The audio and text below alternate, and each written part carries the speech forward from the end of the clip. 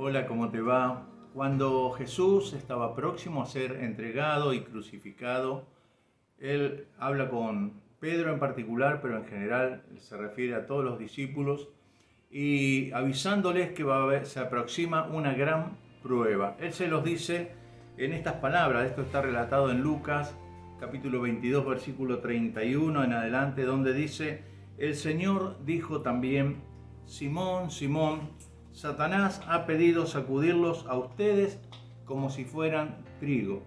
Como el trigo es puesto en el tamiz y sacudido, así les dice, van a ser sacudidos ustedes. Pero a continuación, inmediatamente, Él le dice una frase preciosa. Dice: pero yo he rogado por ti. Jesús había estado orando por él, para que tu fe no falte.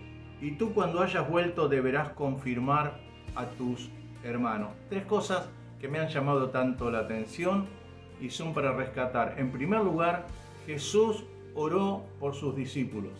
Sabiendo que iban a pasar ese momento terrible, Jesús intercedió por ellos delante de Dios Padre para que ellos puedan soportar esa prueba. Eso es algo glorioso, eso es algo terrible para cada uno de nosotros, saber que cuando vamos a pasar un momento difícil, Jesús está intercediendo por cada uno de nosotros. Él es nuestro intercesor ante Dios. Pero en segundo lugar, dice, para que tu fe no falte. En esos momentos terribles, el problema que muchas veces podemos tener es que nuestra fe se desvanece. Quedamos incrédulos, quedamos absortos, no sabemos qué hacer.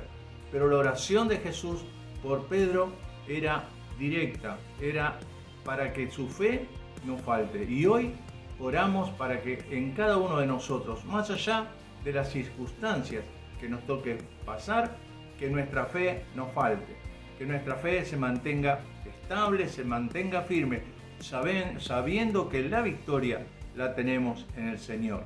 Pero en tercer lugar, Él le dice esa frase: cuando hayas vuelto, deberás confirmar a tus hermanos. Quiero decirte algo respecto a esto. Cada uno de nosotros estamos propensos a caer, propensos a fallar. Jesús se refirió en ese momento al triste momento que iba a pasar Pedro cuando le negó. Pero cuando nosotros pasamos por esos momentos, hay una realidad que debemos tener presente. En primer lugar, el Señor está orando por nosotros. En segundo lugar, Él está deseando que nuestra fe no se desvanezca.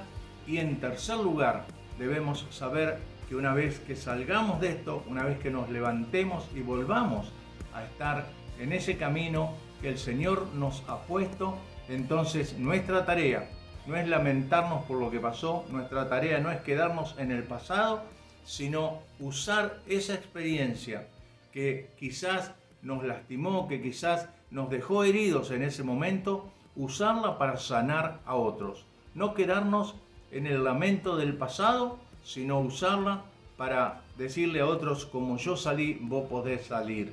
Como el Señor oró por mí, va a orar por ti.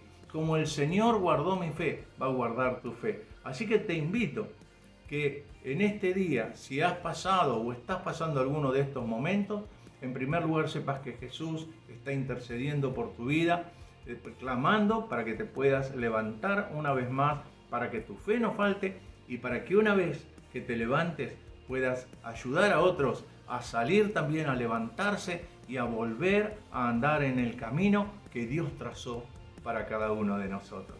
Qué día precioso para tomar esa decisión tan importante.